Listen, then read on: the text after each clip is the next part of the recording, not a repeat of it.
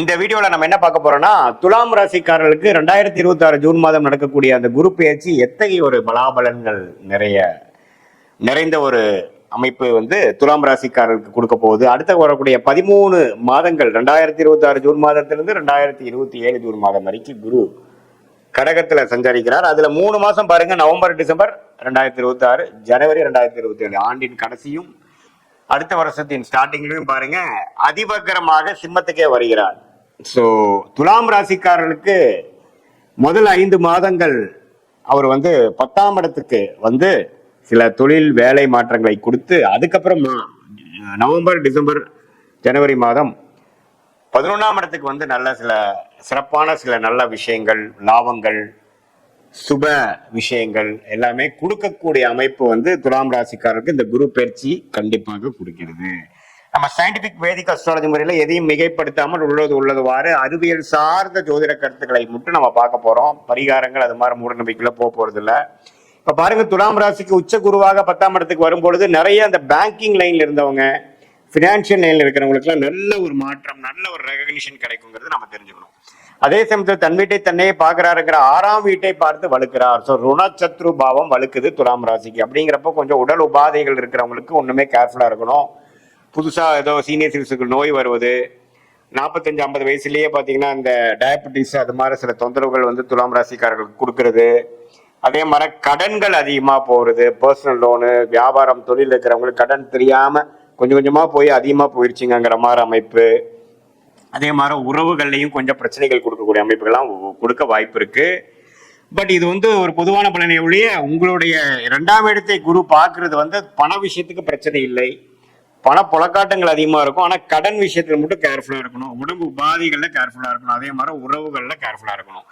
ஒரு மாதிரி லோன் போட்டு ஒரு இடம் வாங்குறது, ஒரு வீடு கன்ஸ்ட்ரக்ஷன் பண்றது, பழைய வீடை அப்கிரேட் பண்றது, புதிய கார் வாங்குறது, பழைய காரை கொடுக்கறது, எல்லாமே அது மாதிரி வண்டி, வாகனம், வீடு, இடம் அது மாதிரி விஷயத்துல நல்ல மாற்றங்களை கொடுக்கக்கூடிய ஒரு அமைப்பு துலாம் ராசிக்காரர்களுக்கு 2026 ஜூன் மாதம் ஆகக்கூடிய குரு பயிற்சி நன்றாக குடிக்கிறார். அதுக்கப்புறம் பாத்தீங்கன்னா ஆண்டின் கடைசியில 11ஆம் இடத்துக்கு போகும்பொழுது நல்ல லாபங்கள், நல்ல சில இன்வெஸ்ட்மெண்ட் பண்றதுல ஒரு சில பெனிஃபிட்ஸ் எடுக்கக்கூடிய அமைப்பும் வருகிறதுங்கிறது நாம தெரிஞ்சுக்கணும். ஸோ 10ஆம் இடத்துல குரு வரும்பொழுது தொழில், ஃபினான்ஸ் தொழில், வட்டி தொழில், பேங்கிங் தொழில், சொல்லி கொடுக்கும் வேலையில இருக்கிறவங்க, பிரின்சிபலா இருக்கிறவங்க, டீச்சரா இருக்கிறவங்க, ப்ரொஃபஸரா இருக்கிறவங்க, டீனா இருக்கிறவங்க, அவங்களுக்குலாம் நல்ல மாற்றங்களை கொடுக்கக்கூடிய அமைப்பு இருக்கு. கோல்டு பிசினஸ்ல இருக்கிறவங்களுக்கும் நல்ல மாற்றங்கள் நல்ல இது இருக்கு.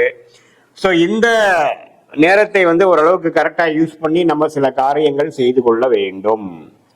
ஸோ இதுதான் துலாம் ராசிக்காரர்களுக்கு குரு பயிற்சி நல்லது. 6ஆம் இடத்திலிருந்து கடன் நோய் எதிரியை குறைத்து கொண்டிருந்த சனியை குரு பார்த்து ஓரளவுக்கு தன்மைப்படுத்துகிறார். அதே சமயத்தில் 5ஆம் இடத்துல ராகு, 11ஆம் இடத்துல கேது இருந்து குழந்தைகளுக்காக மெனக்கெடுதல், அவங்களுக்கு தகுந்த மாதிரி நம்ம கொஞ்சம் அட்ஜஸ்ட் பண்ணி போகிறது, அது மாதிரி சில விஷயங்கள்லாம் உங்களுக்கு கொடுக்கக்கூடிய அமைப்பு இருக்கு. பொதுவா பார்க்கும் பொழுது துலாம் ராசிக்காரர்களுக்கு 10ஆம் இடத்துல குரு வந்தா பிரச்சனைன்னு சொல்லுவாங்க.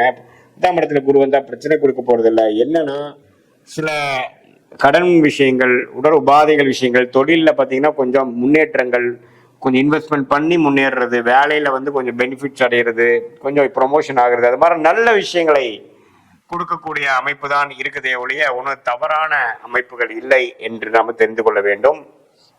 இது ஒரு பொதுவான பலனை தவிர உங்களுடைய ஜென்ம ஜாதகத்தில் நீங்கள் பிறந்த தேதி, பிறந்த நேரம், பிறந்த ஊரை வைத்து உங்களுக்கு என்ன மாதிரி ஒரு ஜாதகத்துல உங்களுக்கு வருது, நீங்க எந்த லக்னத்துல பிறந்தீங்க, நீங்க துலாம் ராசியில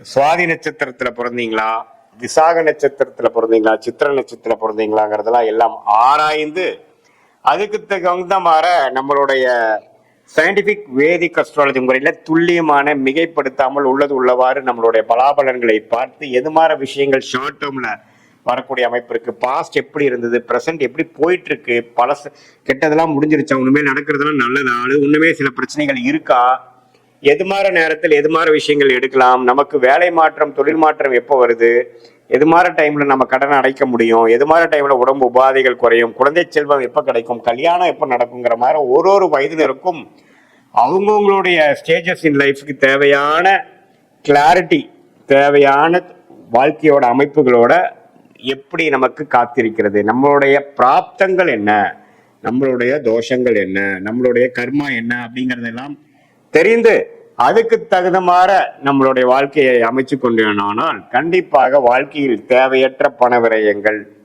தேவையற்ற சமய விரயங்கள் எல்லாம் தவிர்த்து வாழ்க்கையில் எளிதில் நம்மளால ஜெயிக்க முடியும். இதுல சயின்டிபிக் வேதிக் அஸ்ட்ராலஜி முறை என்ன சொல்லுதுன்னா, எந்த டிகிரியில கிரகங்கள் இருக்கு, ராசிக்கு எவ்வளவு பாவங்கள் தள்ளி இருக்கு, எந்த பாவத்தில் எந்த ஆதிபத்தியம் செய்யும், உங்களுடைய லக்னம் என்ன, லக்னத்துக்கு எந்தெந்த கிரகத்தின் திசைகள் நல்லா இருக்கு, எந்த தசை போய்கொண்டிருக்கிறது, அந்த தசநாதன் இப்பொழுது கோச்சாரத்துல டிரான்சிட் அஸ்ட்ராலஜி எப்படி இருக்குங்கிறதெல்லாம் சேர்த்து வைத்து நம்ம பார்க்கும் பொழுது அடுத்த வரக்கூடிய காலகட்டங்கள் என்ன, உங்களுக்கு பிடித்தமான ஒரு தொழில் எதுவார அமையும், அந்த பிடித்த தொழிலே உங்களுக்கு லக்கியான யோகமான தொழிலா அமைய வாய்ப்பு இருக்கா, எது மாதிரி நேரத்தில் நம்ம செய்யலாம், எந்த படிப்பு நமக்கு உயர்வை கொடுக்கும், எந்த துறை நம்மளுக்கு நல்ல வெற்றியை கொடுக்கும், எந்த நேரத்தில் நம்ம ரிஸ்க் எடுக்கணும், எந்த நேரத்தில் நம்ம அடக்கி வாசிக்கணுங்கிறதெல்லாம் நம்மளுடைய லக்னம், நம்மளுடைய ராசி, நம்மளுடைய நட்சத்திரம், நமக்கு நடக்கக்கூடிய கிரகத்தின் தசைகள், புக்திகள்,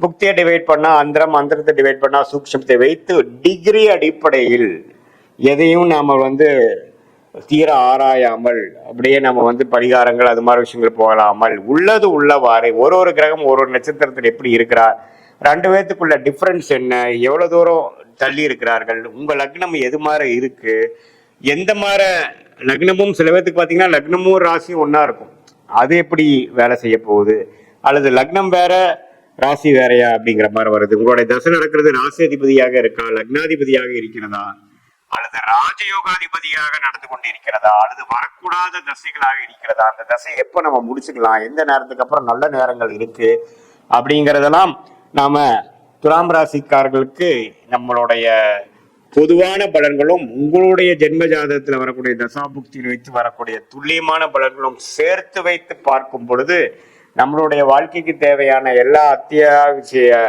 கிளாரிட்டிஸ், வாழ்க்கையில தேவையான கேள்விகளுக்கு வேணுங்கிற விடைகள்லாம் நமக்கு கிடைக்கக்கூடிய அமைப்பு மூலமாக நம்ம தவறான முடிவுகளை தவறான நேரத்தில் செய்து வாழ்க்கையில் துயரப்பட்டு அதுக்கு வேணுங்கிற விலையை கொடுத்து ஒரு டைமும் நம்ம தவறான முடிவெடுத்து நம்ம எதுலையோ நம்ம இறங்கும் பொழுது வாழ்க்கையில 2 வருடம் 3 வருடம் 4 வருடம் பின்னோக்கி போகக்கூடிய அமைப்பு இருப்பதனால் நம்மளுடைய பிராப்தத்தை தெரிந்து நாம் அதுக்கு தகுந்த மாதிரி வாழ்க்கையை அமைத்து கொண்டு வாழ்க்கையில் நம்ம வாழும் பொழுது கண்டிப்பாக எளிதில் வெற்றி பெற முடியும் என்று சொல்ல விரும்புகிறேன். மீண்டும் மற்றொரு காணொலியில் சந்திப்போம். நன்றி, வணக்கம்.